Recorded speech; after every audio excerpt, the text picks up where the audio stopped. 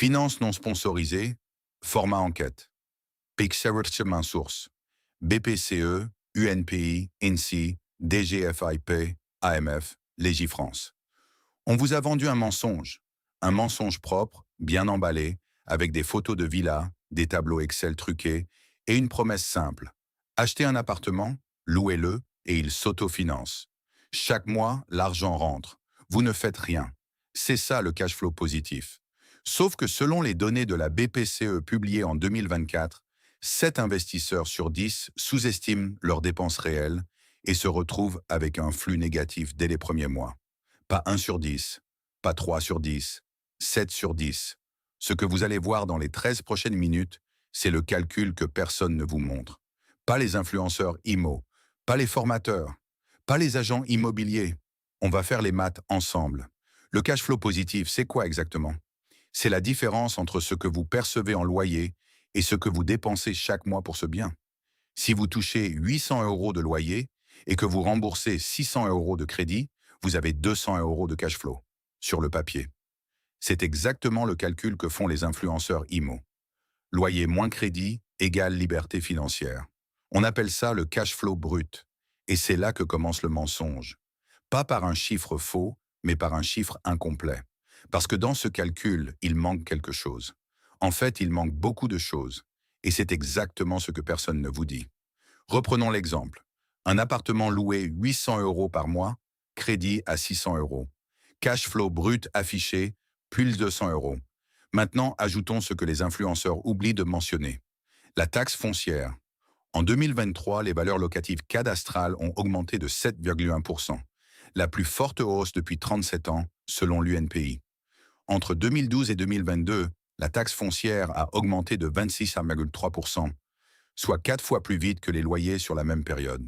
Pour un appartement type, comptez entre 800 et 1500 euros par an, soit 70 à 125 euros par mois à retrancher. Les charges non récupérables. Entretien des parties communes, charges de copropriété non imputables aux locataires, assurance propriétaire non occupant, entre 3 et 5% du loyer annuel. Sur notre exemple, 25 à 40 euros par mois. La vacance locative, le moment où votre logement est vide entre deux locataires. Les experts recommandent de provisionner entre 5 et 8% du loyer annuel, soit 40 à 65 euros par mois en moyenne. La provision travaux, un bien ancien nécessite des travaux. Chaudière, toiture, ravalement. Provision recommandée, 5 à 10% du loyer pour les biens anciens. Encore 40 à 80 euros par mois. Les frais de gestion.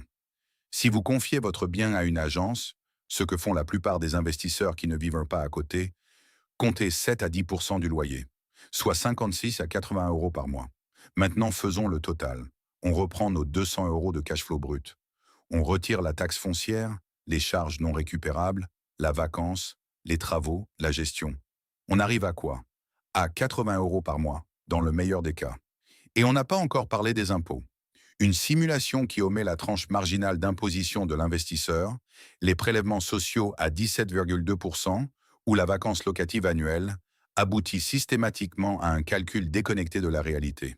Concrètement, un cash flow brut de 1120 euros par mois peut devenir un cash flow net de 60 euros par mois après fiscalité. La fiscalité représente 30 à 50% de vos loyers selon votre tranche marginale d'imposition. Ce n'est pas qu'une question de calcul. C'est aussi une question de qui vous vend ce rêve et dans quel intérêt. De nos jours, il est courant de voir des posts et des vidéos d'influenceurs promettant des rendements rapides et élevés dans le secteur immobilier. Un cas révélateur est celui d'une maison à Sainte-Suzanne, dans le Doubs. Les propriétaires, séduits par les discours convaincants d'un influenceur connu sous le nom de Tom Monopoly, ont investi des sommes importantes pour rénover une propriété délabrée. Une fois les fonds versés, ils ont découvert que les travaux n'avaient pas avancé d'un pouce. Vitres brisées, absence totale d'électricité, bâtisse laissée à l'abandon. Stéphane, une victime présumée, décrit une situation intenable où les coûts dépassèrent de loin ses revenus mensuels, le forçant même à consulter des professionnels de santé mentale pour gérer le stress extrême provoqué par cette situation. Ce cas n'est pas isolé. Sur les réseaux sociaux, certains influenceurs immobiliers n'hésitent pas à promettre monts et merveilles pour bâtir un empire locatif sans effort. Pour y parvenir, des formations vendues à prix d'or et des méthodes parfois présentées comme infaillibles. Mais derrière le discours, la réalité est autre. Banquiers, courtiers et gestionnaires alertent. Ces méthodes relèvent au mieux de l'utopie, au pire d'un risque financier majeur. Soyons précis. Le cash flow positif existe, mais les conditions pour l'atteindre sont radicalement différentes de ce qu'on vous vend. Une rentabilité brute de 10% est souvent un prérequis pour un cash flow positif en LMNP. En y ajoutant les charges récurrentes, non récupérables, taxes foncières, vacances locatives, frais de comptable, le revenu net avant impôt est considérablement réduit.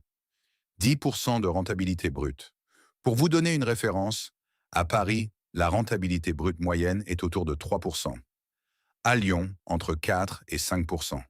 Pour atteindre 10%, il faut généralement aller dans des villes moyennes, sur des biens sous-évalués, avec une stratégie de location meublée, une négociation agressive sur le prix d'achat et une maîtrise fiscale parfaite.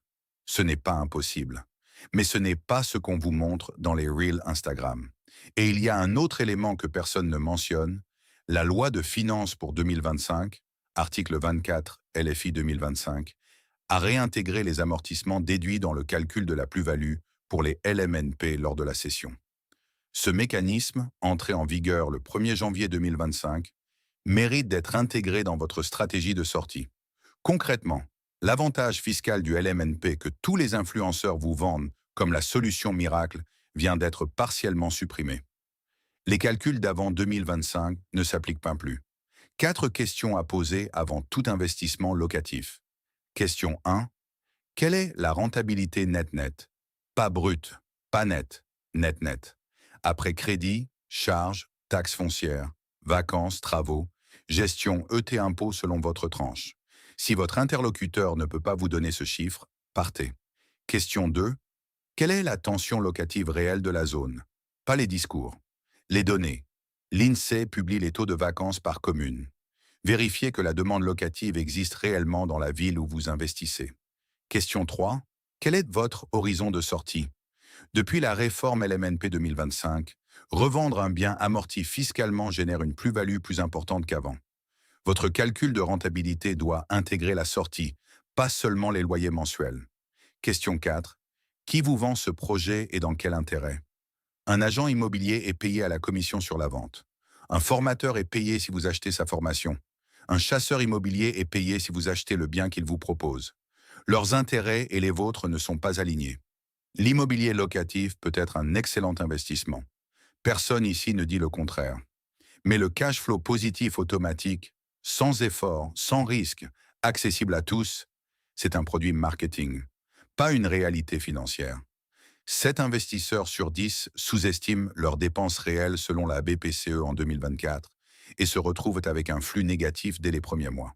Ce chiffre devrait figurer en grand dans chaque vidéo YouTube d'influenceurs IMO. Il n'y figure jamais.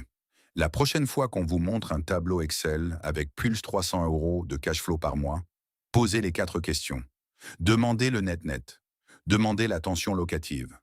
Demandez l'horizon de sortie. Demandez qui gagne quoi dans cette affaire. Les vidéos de cette chaîne sont partagées à un but purement éducatif et informatif. Elles ne constituent en aucun cas un conseil en investissement ou une incitation à opérer sur des instruments financiers. Investir comporte des risques de perte en capital.